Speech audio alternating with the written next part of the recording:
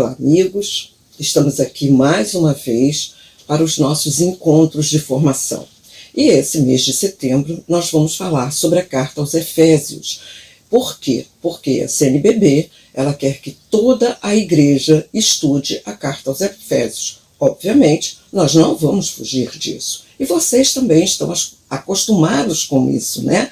Nós sabemos que o mês de setembro é dedicado ao estudo bíblico, né? Então, estudando a carta aos Efésios, por muito tempo, essa carta foi considerada de Paulo. E por ter a mesma estrutura das cartas autênticas do apóstolo, né? O apóstolo dos gentios, mas através dos estudos feitos, os exegetas, né? Eles viram que esta autenticidade ela foi colocada em dúvida. Então, durante muito tempo, a gente dizia que a carta aos Efésios era uma carta circular, tá? Que Paulo tinha escrito essa carta e essa carta levou para todas as comunidades. Era normal para todas as comunidades. Mas, em virtude dessas mudanças que foram feitas, essas mudanças que eles entenderam, né? Essas mudanças de perspectiva teológica, então, ela não condiz com todas as outras cartas de Paulo. Então, atualmente, essa carta é considerada uma deuteropaulina,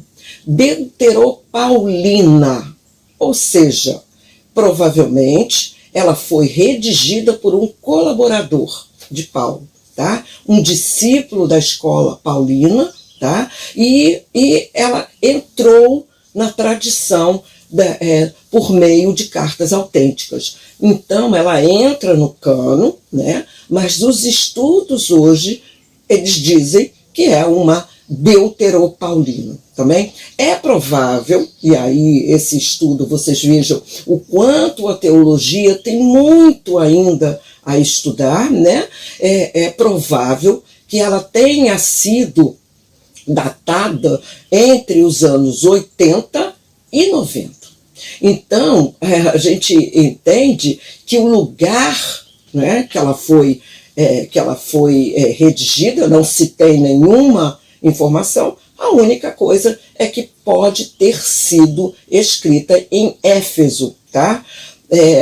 E a quem ela é destinada, né? É uma carta circular. Antigamente a gente dizia que era uma carta circular, mas hoje não. Mas a quem? Aí é que está o ponto, né? Ela é dirigida aos santos, fiéis em Cristo. Então, quem são esses santos? São os batizados, né? Então, por ser uma cidade famosa, né? Éfeso, com todas as culturas, comércio, deveria ter muitos seguidores de Jesus Cristo. Então, isso é o que nos deixa muito, vamos dizer assim, tranquilos e felizes, né? Por quê?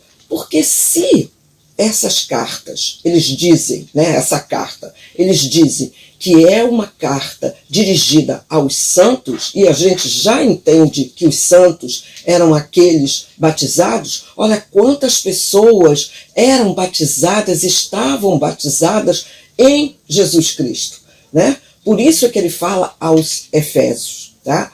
E qual é a principal finalidade dessa carta? É estabelecer a unidade de paz entre os judeus, né, e os cristãos. E esses cristãos vindo de onde? Vindo de outras nações, né? Então, judeus vindos do judaísmo, né, que era muito difícil, a gente entende, né, que é o principal em Atos dos Apóstolos, né, aquele concílio de Jerusalém era justamente isso, né? Hoje a gente entende que a dificuldade era fazer com que esses cristãos vindos de outras nações deveriam entender a proposta judaica. Não, era entender a proposta cristã. Né? Hoje em dia a gente já sabe isso, né? E a estrutura da carta. Então hoje eu vou falar sobre a estrutura da carta, que a gente pode ser colocada dessa maneira. Por exemplo, nós dividimos a carta em a primeira, a introdução, que vai do capítulo 1, do versículo 1 ao versículo 23. O que trata?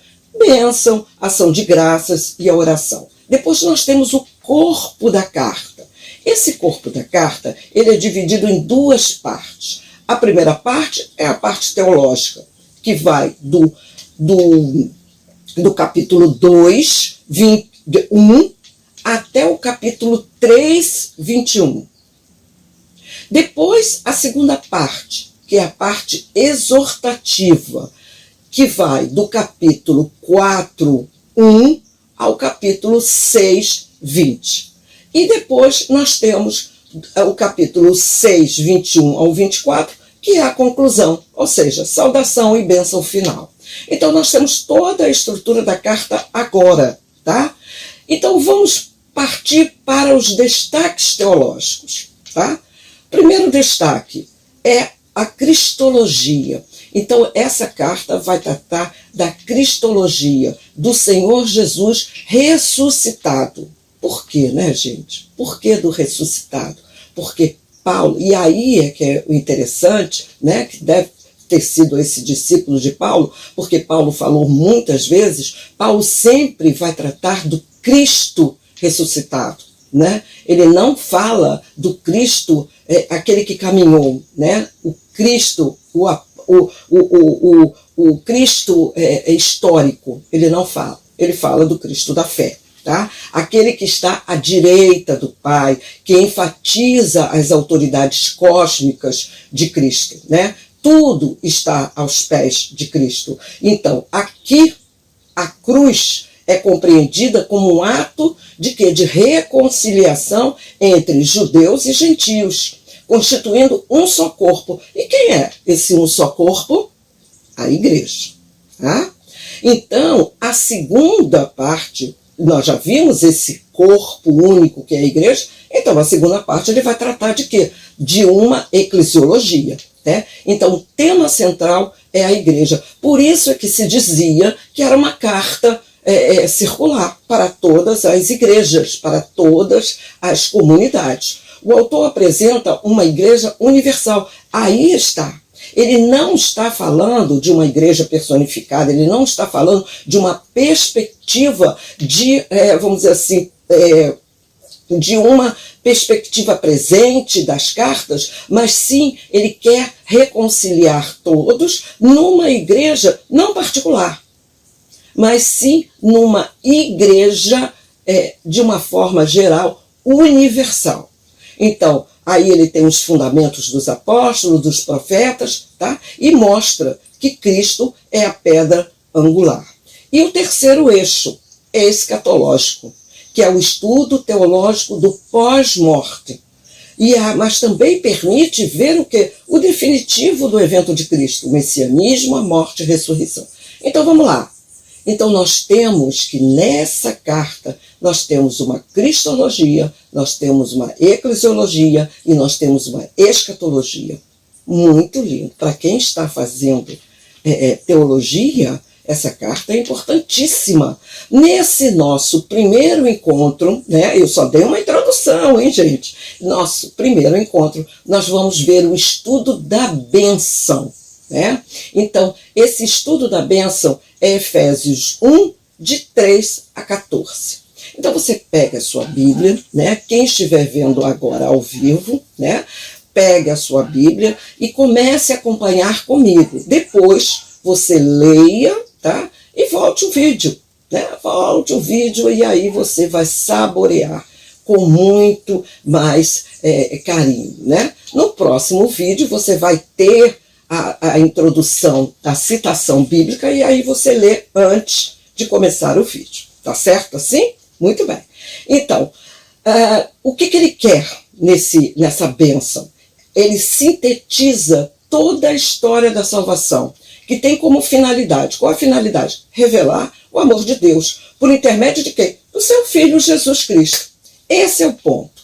Nós sabemos que essa parte é um hino, tá? Um hino. E esse hino, todos os hinos, né, no Novo Testamento, eles já eram lidos, eles já eram cantados, eles já eram hinos que o povo já conhecia. Tá?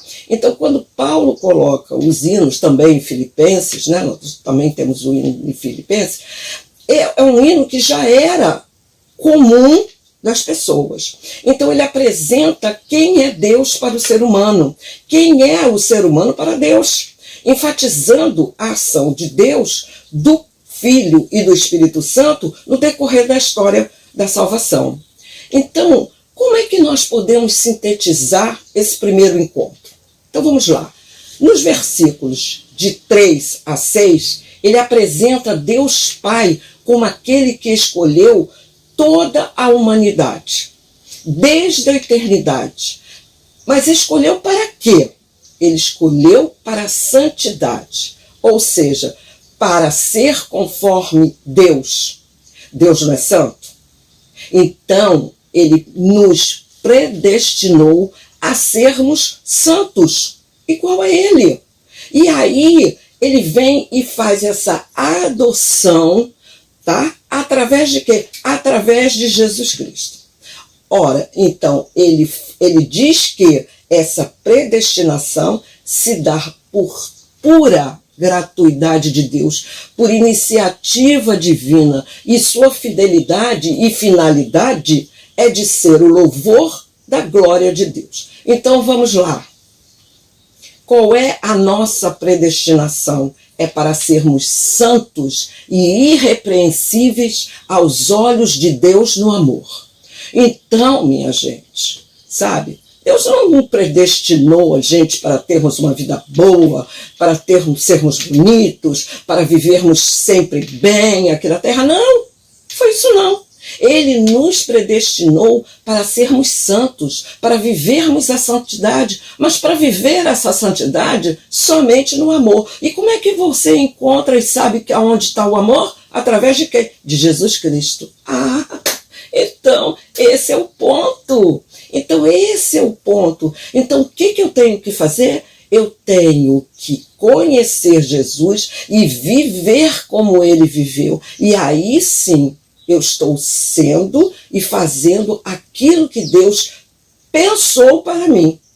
No versículo 7 a 12, o autor ressalta a missão do Filho, que é a de redimir a humanidade por meio de sua entrega na cruz. Então, estabelece o quê? A nova aliança. Então, dessa forma, não pertencemos ao pecado ou a nós mesmos, mas a Deus.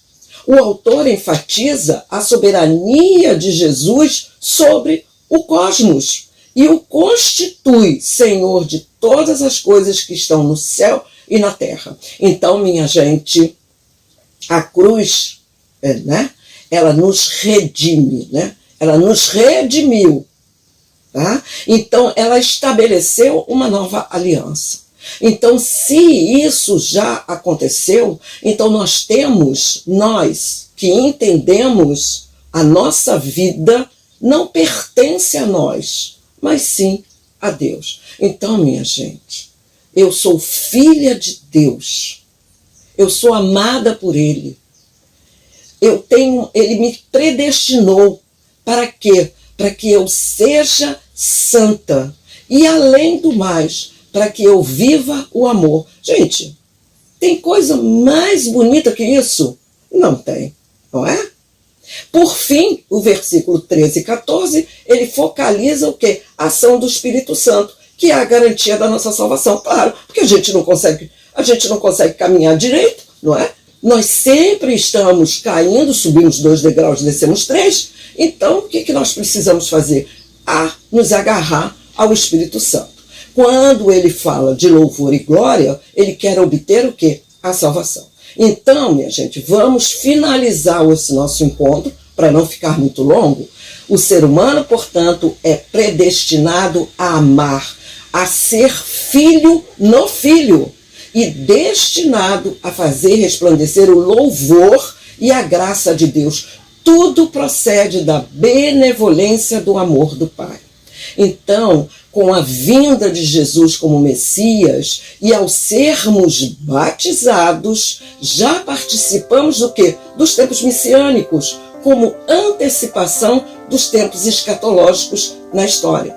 Então, ao ser selados pelo Espírito Santo, o batizado recebe, por antecipação, a herança do reino de Deus. Mas para passar pelo batismo, só faz sentido se de fato nossa vida renovada for refletida em ações e relações no dia a dia de cristãos.